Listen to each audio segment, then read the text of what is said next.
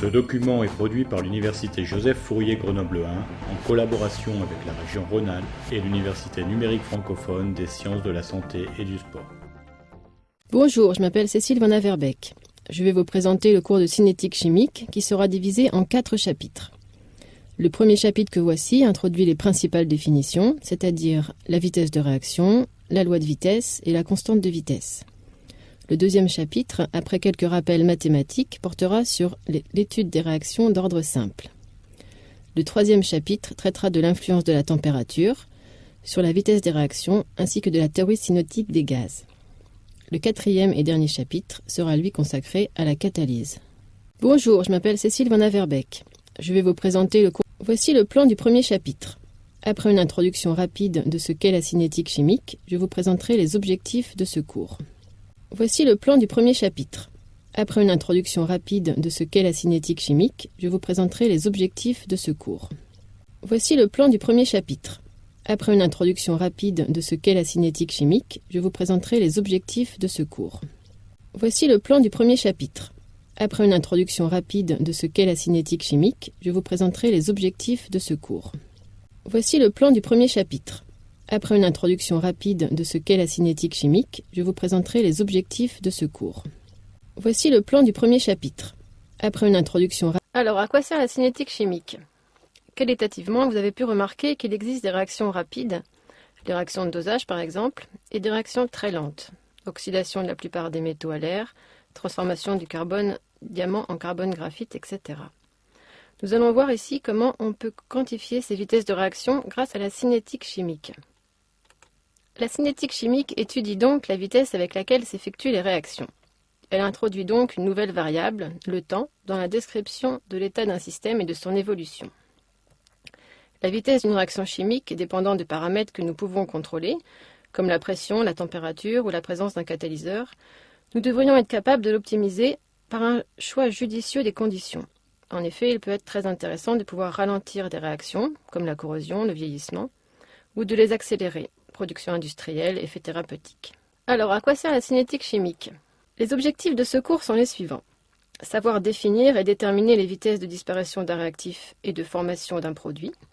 Pour cela, nous nous limiterons au cas d'un réacteur fermé de composition uniforme.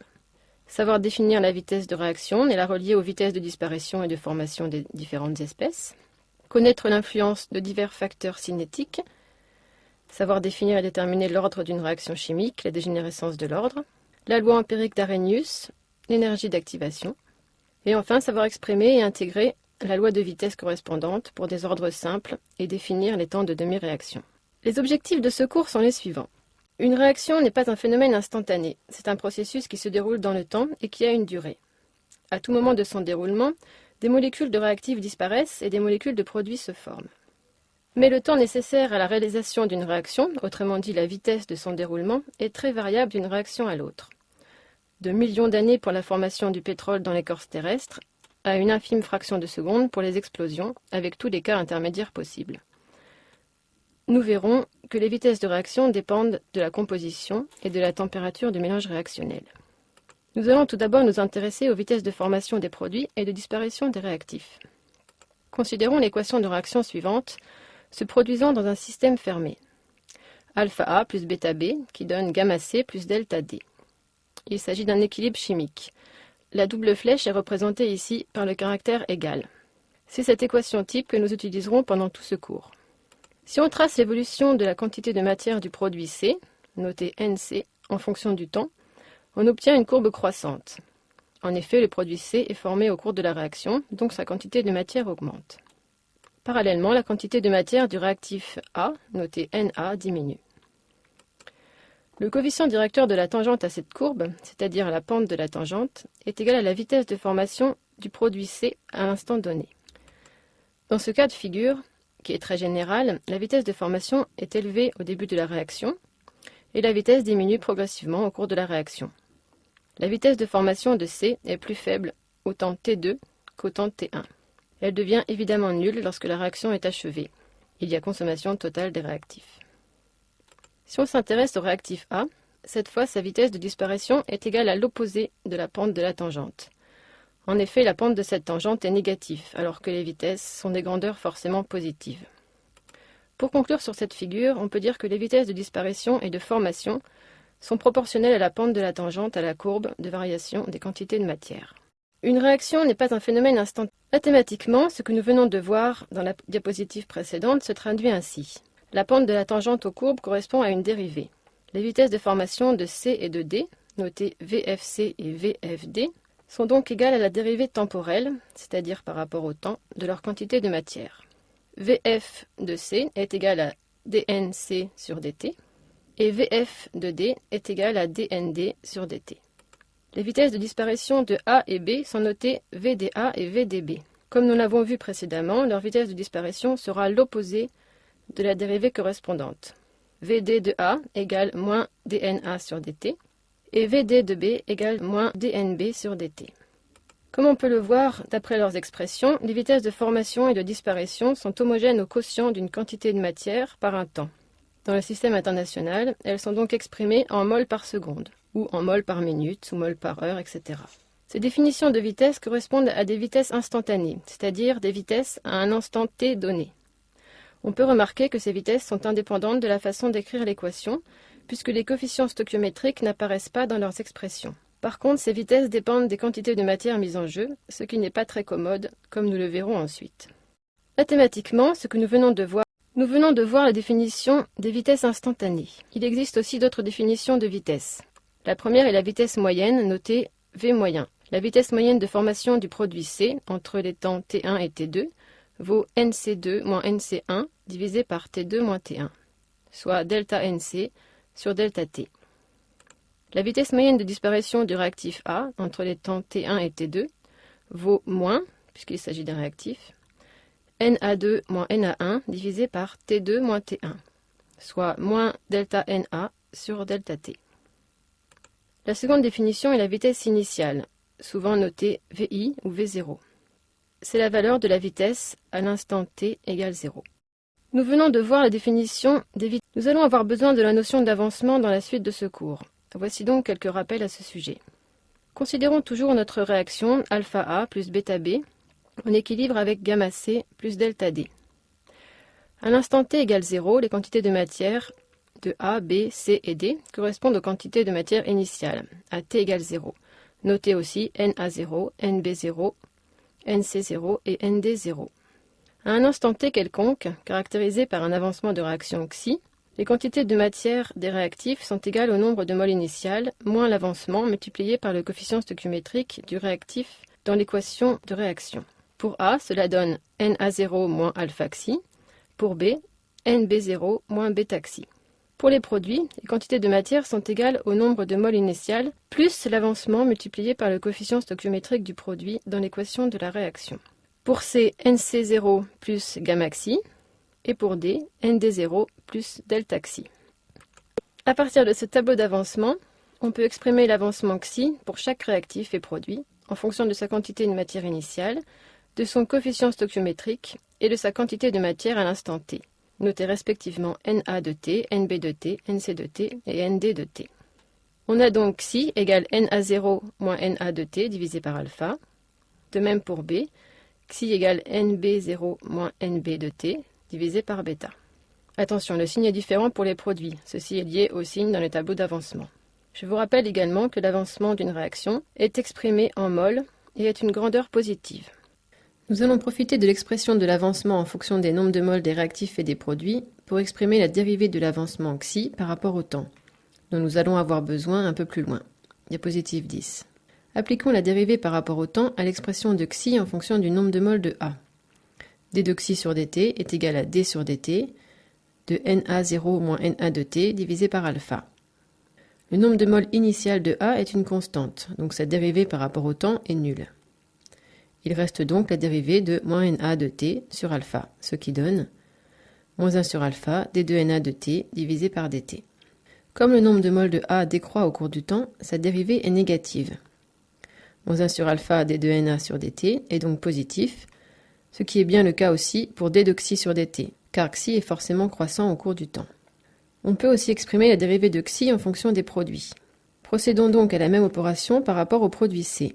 d de xi sur dt est égal à d sur dt de moins nc0 moins nc de t divisé par gamma. Ce qui donne de la même façon plus 1 sur gamma d de nc sur dt. Ici, nc augmente au cours du temps, donc sa dérivée est positive. L'expression de d de xi sur dt est donc bien aussi positive comme précédemment. On peut bien sûr procéder de la même façon pour exprimer la dérivée de xi par rapport au temps, en fonction des nombres de moles de B ou de D. Nous allons avoir besoin de la notion d'avancement dans la... Revenons maintenant aux vitesses de réaction. Les variations des quantités de matière des différents composés participant à une réaction ne sont pas indépendantes, mais proportionnelles. Mais attention, les variations des quantités de matière de deux réactifs ne sont pas simplement égales entre elles, ni celles de deux produits. Il en est de même pour les vitesses de disparition et de formation. Revenons maintenant aux vitesses de réaction. En réalité, les vitesses de formation et de disparition de ces corps sont proportionnelles entre elles, en faisant apparaître les coefficients stoichiométriques de la manière suivante. 1 sur alpha fois la vitesse de disparition de A est égal à 1 sur bêta fois la vitesse de disparition de B, est égal à 1 sur gamma fois la vitesse de formation de C, est égal à 1 sur delta fois la vitesse de formation de D. D'où, en remplaçant les vitesses de disparition et de formation par les variations des quantités de matière, moins 1 sur alpha fois d de na sur dt est égal à moins 1 sur bêta fois d de nb sur dt est égal à plus 1 sur gamma d de nc sur dt est égal à plus 1 sur delta d de nd sur dt. Ces variations de quantité de matière divisées par le coefficient stoichiométrique correspondent en réalité à la dérivée de l'avancement de la réaction xi, c'est-à-dire d de xi sur dt, comme nous l'avons vu à la diapositive 8. C'est ainsi que l'on définit une vitesse de réaction unique, notée grand V stylisée. Grand V est égal à la dérivée par rapport au temps de l'avancement de la réaction. Grand V s'exprime avec les mêmes unités que les vitesses de disparition et de formation décrites précédemment, c'est-à-dire en mol par seconde, mol par heure, etc. On peut donc aussi exprimer cette vitesse de réaction en fonction des variations de quantité de matière.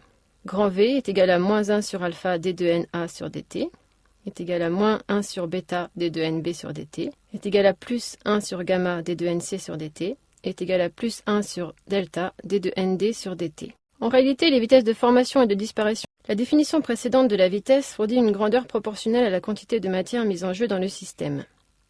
Plus les quantités de matière sont importantes, plus la vitesse est élevée.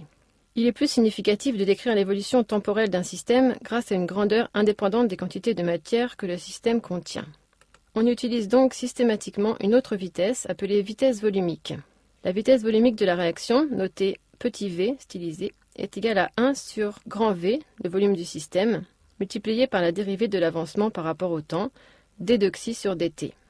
Cette définition est valable pour un système fermé de composition uniforme et de volume V. De plus, petit v est homogène au quotient d'une quantité de matière par le produit d'un volume et d'un temps. Elle est généralement exprimée en mol, litre-1, seconde-1. Attention, la vitesse volumique petit v ne peut être définie qu'après l'écriture de l'équation. En effet, l'expression de petit v dépend des coefficients stoichiométriques. Cette remarque est aussi valable pour la vitesse de réaction grand V. Dans la suite de ce cours, nous utiliserons exclusivement la vitesse volumique, mais veillez bien à ne pas confondre les deux écritures, petit v stylisé pour la vitesse volumique et grand V stylisé pour la vitesse de réaction. Il existe bien sûr une relation entre petit v et grand V, qui se déduit facilement des définitions de petit v et de grand V en fonction de l'avancement. On obtient ainsi que petit v est égal à grand V divisé par le volume. Nous allons voir que l'intérêt de cette définition est qu'elle fait apparaître les concentrations des espèces. Prenons l'exemple du produit C. Nous avons vu que l'expression de la vitesse grand V en fonction de la quantité de matière de C est la suivante. Grand V est égal à 1 sur gamma fois d de nc sur dt. Cherchons donc à exprimer maintenant la vitesse volumique petit v en fonction de la quantité de matière de C. Nous venons de voir que petit v est égal à grand V sur le volume. Petit v est donc égal à 1 sur gamma V multiplié par d de nc sur dt. On suppose le volume V constant. On peut le rentrer dans la dérivée de nc. On obtient donc 1 sur gamma d de nc sur V sur dt. Or, nc sur V correspond à la concentration en produit C, noté C entre crochets. On a donc 1 sur gamma fois d de la concentration en C sur dt, ce qui est égal à la vitesse volumique. La définition précédente de la vitesse, on peut donc définir la vitesse volumique de la réaction petit v en fonction des concentrations des différents constituants. Petit v est égal à moins 1 sur alpha fois la dérivée de la concentration A par rapport au temps, égale moins 1 sur bêta d de la concentration en B sur dt, qui est aussi égal à 1 sur gamma d de la concentration en C sur dt, et égal à 1 sur delta d de la concentration en D sur dt. Les vitesses volumiques de formation et de disparition s'expriment donc aussi en fonction des dérivées des concentrations des constituants.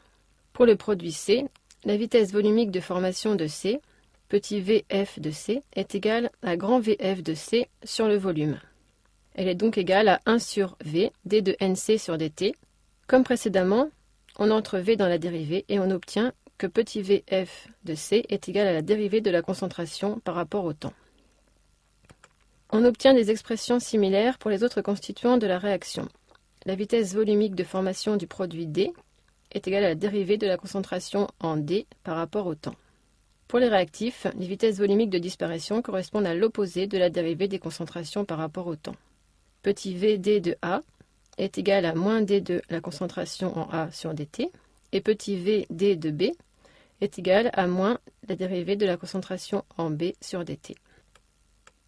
À partir des expressions précédentes, on peut donc tirer une relation entre la vitesse volumique de la réaction, petit v, et les vitesses volumiques de disparition et de formation. Petit v est égal à 1 sur alpha fois la vitesse volumique de disparition de A, égale 1 sur bêta fois Vd de B, égale 1 sur gamma fois la vitesse de formation de C, et égale 1 sur delta fois Vf de D. L'intérêt de la notion de vitesse volumique est double. Pour des systèmes homogènes évoluant à volume constant que nous étudions, la vitesse volumique est indépendante du volume de la solution. Et la plupart des études expérimentales fournissent des concentrations et non des quantités de matière. On peut donc définir la vitesse volumique de la réaction. L'évolution temporelle des systèmes chimiques, c'est-à-dire leur évolution au cours du temps, dépend d'abord de la nature des réactifs mis en présence. Mais d'autres facteurs peuvent intervenir. Les paramètres qui agissent sur la vitesse d'évolution d'un système chimique sont appelés les facteurs cinétiques. Les principaux facteurs cinétiques sont l'évolution temporelle. Parmi les principaux facteurs cinétiques, nous allons voir ici le facteur concentration, qui est directement lié à la notion de loi de vitesse. Parmi les principaux facteurs cinétiques, nous allons voir ici le facteur concentration, qui est directement lié à la notion de loi de vitesse. Parmi les principaux facteurs cinétiques, nous allons voir ici le facteur concentration, qui est directement lié à la notion de loi de vitesse. Parmi les principaux facteurs cinétiques, nous allons voir ici le facteur concentration, qui est directement lié à la notion de loi de vitesse. Parmi les principaux facteurs cinétiques, nous allons voir ici le facteur concentration, qui est directement lié à la notion de loi de vitesse. Parmi les principaux facteurs cinétiques, nous allons voir ici le facteur concentration, qui est directement lié à la notion de loi de vitesse. Parmi les principaux facteurs cinétiques, nous allons voir ici le facteur concentration, qui est directement lié à la notion de loi de vitesse. Parmi les principaux facteurs cinétiques, nous allons voir ici le facteur concentration, qui est directement lié à la notion de loi de vitesse. Parmi les principaux facteurs cinétiques, nous allons voir ici le facteur concentration, qui est directement lié à la notion de loi de vitesse. Parmi les principaux facteurs cinétiques, nous allons voir ici le facteur concentration, qui est directement lié à la notion de loi de vitesse. Parmi les principaux facteurs cinétiques, nous allons voir ici le facteur concentration, qui est directement lié à la notion de loi de vitesse. Parmi les principaux facteurs cinétiques, nous allons voir ici le facteur concentration, qui est directement lié à la notion de loi de vitesse. Parmi les principaux facteurs cinétiques, nous allons voir ici le facteur concentration, qui est directement lié à la notion de loi de vitesse. Parmi les principaux facteurs cinétiques, nous allons voir ici le facteur concentration, qui est directement lié à la notion de loi de vitesse. Parmi les principaux facteurs cinétiques, nous allons voir ici le facteur concentration, qui est directement lié à la notion de loi de vitesse. Parmi les principaux facteurs cinétiques, nous allons voir ici le facteur concentration, qui est directement lié à la notion de loi de vitesse. Parmi les principaux facteurs cinétiques, nous allons voir ici le facteur concentration, qui est directement lié à la notion de loi de vitesse. Parmi les principaux facteurs cinétiques, nous allons voir ici le facteur concentration, qui est directement lié. Voici quelques exemples de lois de vitesse, une simple et une complexe, pour vous montrer ce que l'on peut rencontrer. Ces deux exemples ne sont bien sûr pas à apprendre par cœur. Le premier exemple concerne la décomposition, en phase gazeuse ou en solution, du pentaoxyde de diazote. 2N2O5 qui donne 4NO2 plus O2. La loi de vitesse de cette réaction est la suivante. V égale K fois concentration de N2O5 à la puissance 1. Le deuxième exemple est la réaction du dihydrogène H2 avec le dibrome Br2 pour donner 2HBr. Cette fois, la loi de vitesse est bien plus compliquée. Attention, l'ordre partiel par rapport à un réactif n'a a priori aucun lien avec le coefficient stoichiométrique de ce réactif dans l'équation de la réaction.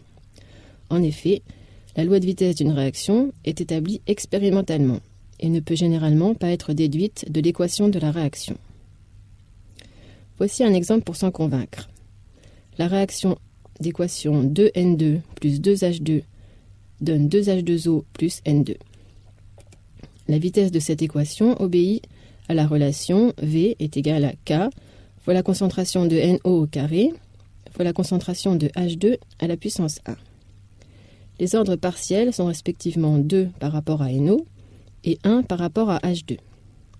L'ordre global est donc égal à 2 plus 1, soit 3. L'ordre partiel par rapport au dihydrogène H2 n'est donc pas ici égal à son coefficient stoichiométrique dans l'équation de la réaction, qui est égal à 2. Cependant, nous verrons par la suite que pour certaines réactions, appelées réactions élémentaires, les ordres partiels sont égaux au coefficient stoichiométrique, mais il ne faut surtout pas généraliser cela à toutes les réactions. Voici quelques exemples de lois de vitesse. Dans la relation de définition de l'ordre, c'est-à-dire la loi de vitesse que nous venons de voir, V égale K fois la concentration de A à la puissance P fois la concentration de B à la puissance Q. Dans la relation de définition de l'ordre, c'est-à-dire la loi de vitesse que nous venons de voir, V égale K fois la concentration de A à la puissance P fois la concentration de B à la puissance Q. Dans la relation de définition de l'ordre, c'est-à-dire la loi de vitesse que nous venons de voir, V égale K fois la concentration de A à la puissance P fois la concentration de B à la puissance Q.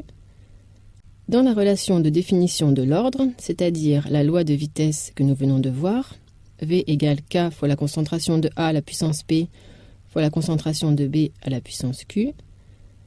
Dans la relation de définition de l'ordre, c'est-à-dire la loi de vitesse que nous venons de voir, V égale K fois la concentration de A à la puissance P fois la concentration de B à la puissance Q.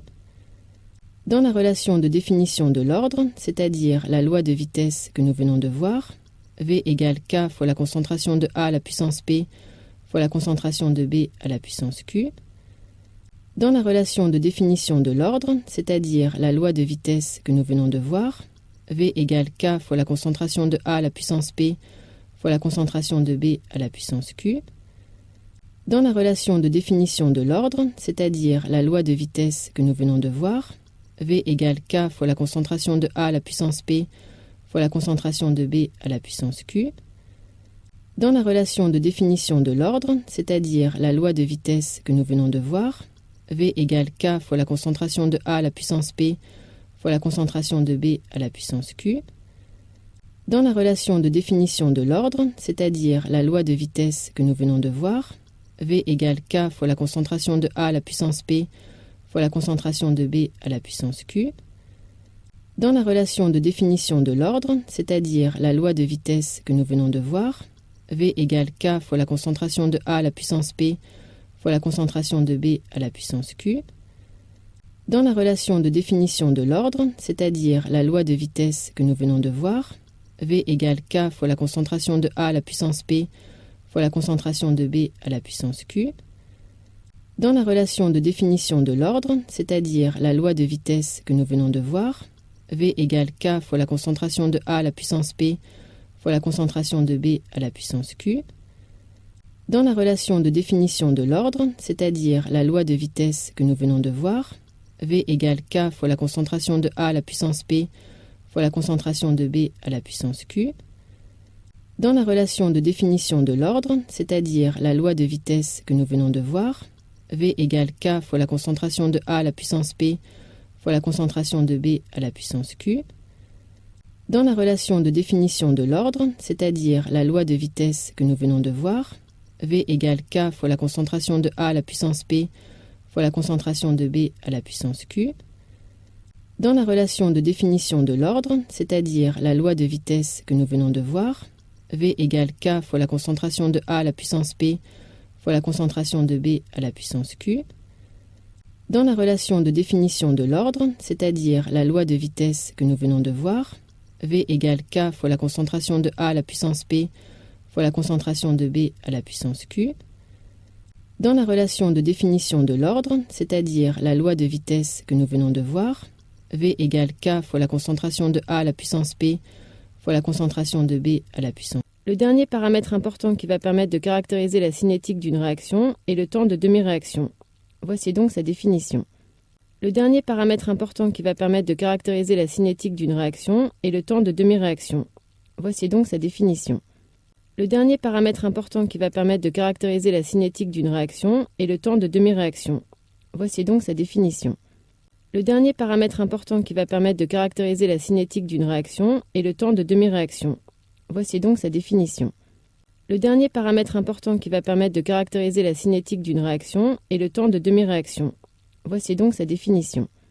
Le dernier paramètre important qui va permettre de caractériser la cinétique d'une réaction est le temps de demi-réaction. Voici donc sa définition. Le dernier paramètre important qui va permettre de caractériser la cinétique d'une réaction est le temps de demi-réaction. Voici donc sa définition. Le dernier paramètre important qui va permettre de caractériser la cinétique d'une réaction est le temps de demi-réaction. Voici donc sa définition. Le dernier paramètre important qui va permettre de caractériser la cinétique d'une réaction est le temps de demi-réaction. Voici donc sa définition.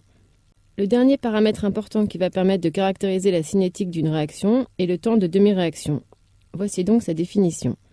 Le dernier paramètre important qui va permettre de caractériser la cinétique d'une réaction est... Maintenant que nous avons vu les principales définitions, vitesse de réaction, loi de vitesse, ordre, constante de vitesse, nous allons voir comment il est possible d'accéder à ces données expérimentalement. Pour cela, il est nécessaire de pouvoir suivre l'évolution temporelle de la composition du système. En effet, ce sont les concentrations des réactifs qui vont nous permettre d'accéder à la vitesse de la réaction.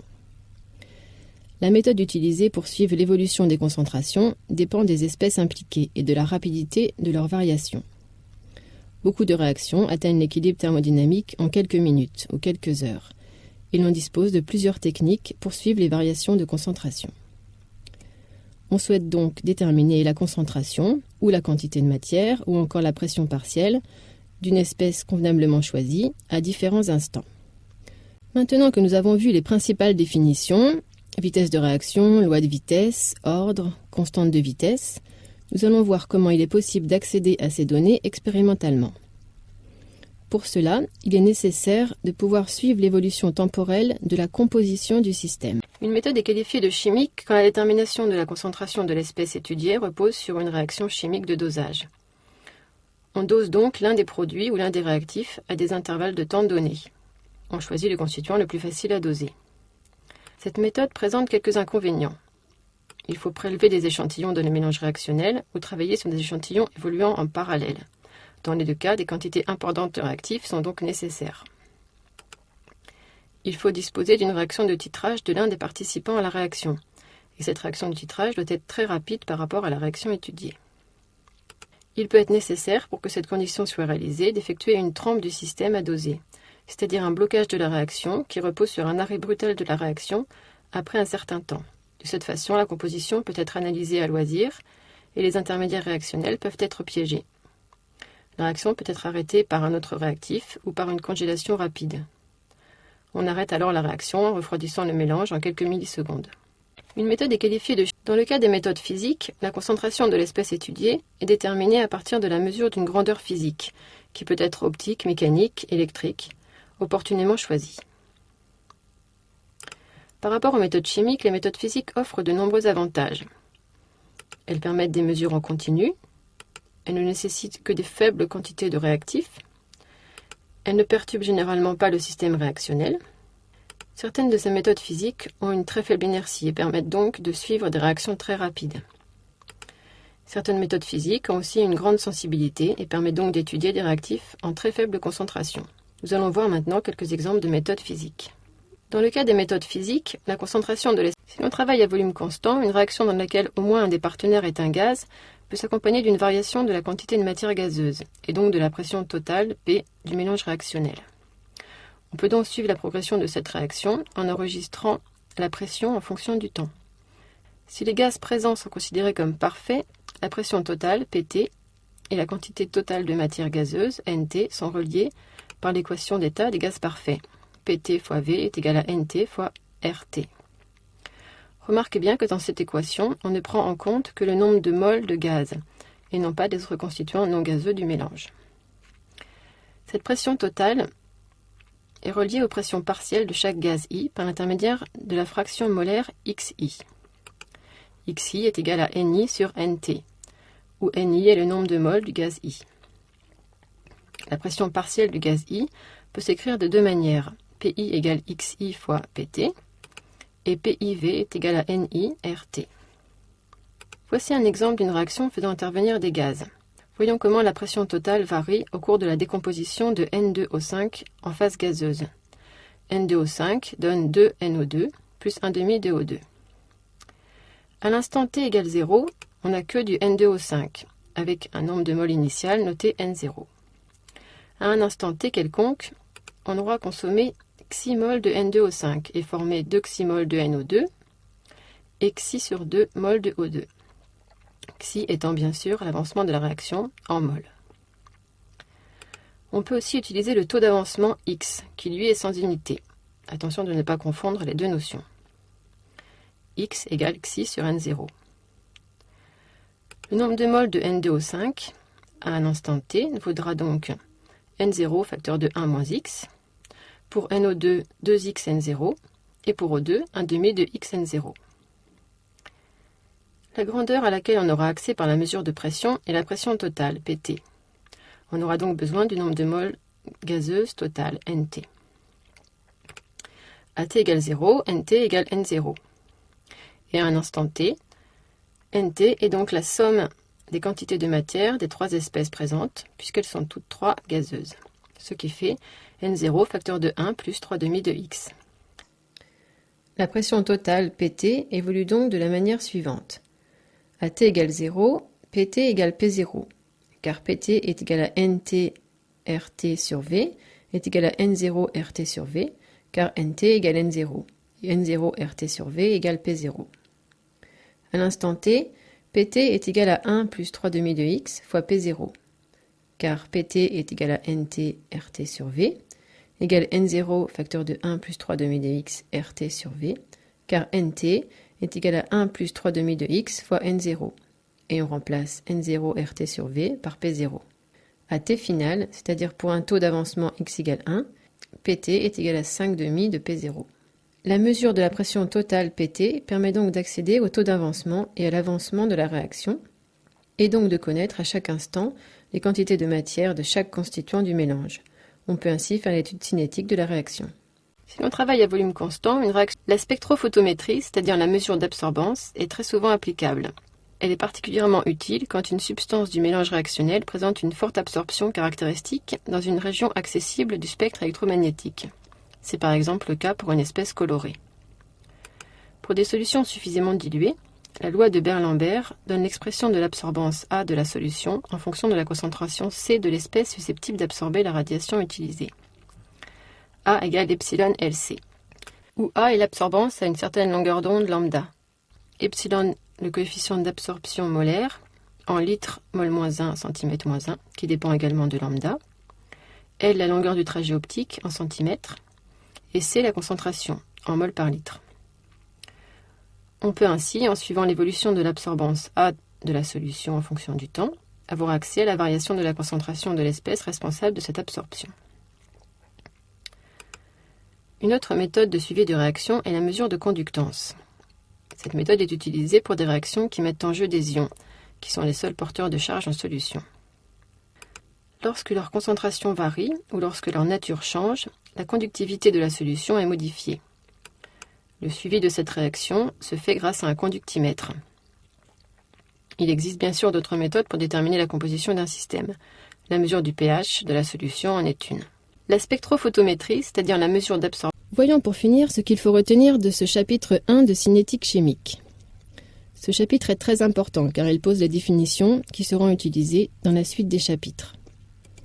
Dans la section 1, il faut connaître les définitions des vitesses de disparition des réactifs, de formation des produits, qui sont liées, comme nous l'avons vu, aux dérivés des concentrations par rapport au temps. Il faut également connaître la définition de la vitesse de réaction, savoir qu'on utilise essentiellement la vitesse de réaction volumique. Il faut aussi connaître quels sont les paramètres influençant la vitesse de réaction. Voyons pour finir ce qu'il faut retenir de ce chapitre 1 de cinétique chimique. Ce chapitre est très important car il pose les définitions qui seront utilisées dans la suite des chapitres. Dans la section 1, il faut connaître les définitions des vitesses de disparition des réactifs, de formation des produits, qui sont liées, comme nous l'avons vu, aux dérivés des concentrations par rapport au temps. Il faut également connaître